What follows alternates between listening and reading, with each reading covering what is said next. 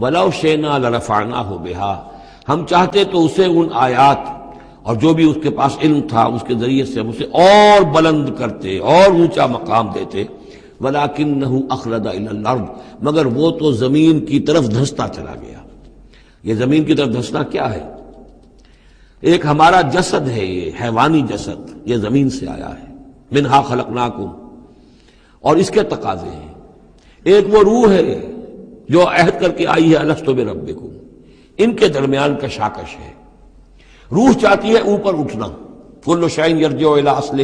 ہر شے اپنی بنیاد اور اپنی جڑ کی طرف، اپنے منبع اور سرچشمے کی طرف لوٹنا چاہتی ہے، لہذا روح اوپر اٹھنا چاہتی ہے، وہ اوپر سے آئی ہے۔ یہ جسم جو ہے، یہ ہمارا حیوانی جسد، یہ زمین سے آیا ہے، اس کی ساری توجہات زمین کی طرف ہیں، یہیں کا مال و متاع ہو، یہیں سے اس کی خوراک آ رہی ہے، یہیں سے اس کی تقویت کا سامان آ رہا ہے، ساری چیزیں یہ۔ اب یہ جو کشاکش ہے، انسان کی روح وہ اللہ کی طرف جانا چاہتی ہے، اور یہ جسم جو ہے یہ دنیاوی لذتوں میں، عیش میں، دنیا کے اندر جو ہے حلال سے حرام سے جو بھی حاصل کیا جا سکے، بابر بعیش کوش کہ عالم دوبارہ نیست۔ اب اگر کوئی شخص فیصلہ کر لیتا ہے زمین کی طرف بیٹھنے کا، تو گویا کہ اب اس نے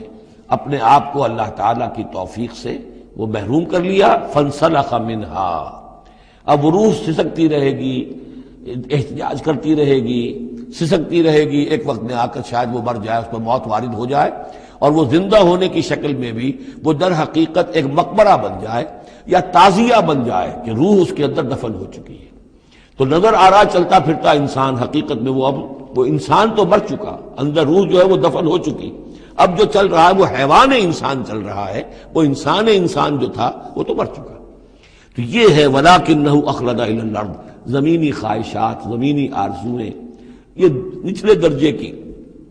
سفلی قسم کی خواہشات، سفلی آرزویں اور امنگیں، وَاتَّبَعَ هَوَاهُ، اور اس نے پیروی کی اپنی خواہشات کی، فَمَثَلُهُ كَمَثَلِ الْكَلْبِ، تو اس کی مثال کتے کسی ہے، ان تحمل علیہ یلہث اور تترکہ یلہث، وہ ہر وقت ہی ہانپتا رہتا ہے، کوئی اس کے اوپر بوجھ رکھیے تب بھی ہانپے گا، اور ویسے بھی وہ اس کی زبان باہر نکلی ہوتی ہے، ہانپتا رہتا ہے۔ اسی طرح کا معاملہ ہے کہ اللہ نے تو اس کو اپنی نعمتیں عطا کی، لیکن وہ بدبخت ان کی قدر کرنے کی بجائے اس کتے کے مانند ہانپنے لگا اور زمین ہی کی طرف، اور کتا آپ نے دیکھا ہوگا چلتا ہوا سونگتا جاتا ہے زمین کو، ہر وقت سونگے گا زمین کو۔ ذالک مثل القوم الذین کذبوا بآیاتنا، یہی مثال ہے اس قوم کی بھی جنہوں نے ہماری آیات کو جھٹلایا۔ اور یہاں پھر نوٹ کیجئے کہ پاکستانی قوم اس کی سب سے بڑی مثال ہے۔ پاکستان کا بن جانا معجزہ تھا، کسی حساب کتاب میں آنے والی شے نہیں۔ پھر پاکستان کا قائم رہ جانا معجزہ تھا، انگریزوں کو بھی اور ہندوؤں کو بھی یقین تھا کہ پاکستان قائم نہیں رہ سکتا، وائبل نہیں ہے، ختم ہو جائے، لیکن یہ کہ پاکستان قائم رہا۔ سن 65 میں اس کا بچ جانا معجزہ تھا، اتنی یقینی بات تھی کہ BBC ٹیلی ویژن کے اوپر دکھا دیا گیا فال آف لاہور، لاہور اب جو ہے وہ بھارتی فوج داخل ہو چکی ہے، قبضہ کر چکی ہے، اتنی یقینی بات تھی۔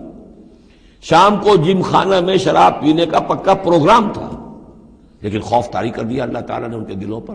شاید ہمارا کوئی گھیراؤ کیا جا رہا ہے، کوئی ریزسٹنس نہیں ہے، کیا ہوا ہے؟ یہاں ہم غافل پڑے ہوئے تھے، ریزسٹنس کیا ہوتی، لیکن بجائے اس کے کہ وہ یہ سمجھتے کہ یہ غافل ہیں، اور ریزسٹنس اس لیے نہیں ہو رہی، ان کے دلوں میں سألقی فی قلوب الذین کفروا الرعب، میں ان کافروں کے دلوں میں رعب ڈال دوں گا، وہ رعب پڑ گیا، پاکستان بچ گیا۔ تو یہ ساری چیزیں ہیں، معجزے پر معجزے ہیں، لیکن یہ سب اس لیے تھا کہ ہم اس ملک کو ہم نے حاصل کیا تھا اسلام کے نام پر، اسے تجربہ گاہ بنائیں گے، اسے ایک نمونہ بنا دیں گے پوری دنیا کے لیے، پوری دنیا دیکھے گی کہ اسلام کیا ہے، اسلام کا عادلانہ نظام کیا ہے۔ قائد اعظم نے کہا تھا ہم اس لیے پاکستان چاہتے ہیں کہ ہم عہد حاضر میں اسلام کے اصول حریت و اخوت و مساوات کا ایک نمونہ دنیا کے سامنے پیش کریں، وہ کہاں ہے؟ فانسلخ منہا، ان تمام آیات سے ہم نکل بھاگے ہیں، شیطان کی پیروی کی ہے، اور جو حال ہوا ہے 2 لخت ہو چکے ہیں، اور ابھی کیا حال ہوگا، جو نئی صورتحال جو ہے اس ملک کے اندر اب خدبد ہونے لگی ہے، پکنے لگی ہے، اس کی صورتحال کیا بنے گی واللہ اعلم۔ ذالک مثل القوم الذین کذبوا بآیاتنا، یہی مثال اس قوم کی بھی ہے جس نے ہماری آیات کو جھٹلایا۔ فاقصص القصص لعلہم یتفکرون، تو اے نبی آپ یہ چیزیں سنا دیجئے، شاید یہ تفکر کریں، شاید کہ یہ غور کریں، آپ یہ باتیں ہماری سنا دیجئے۔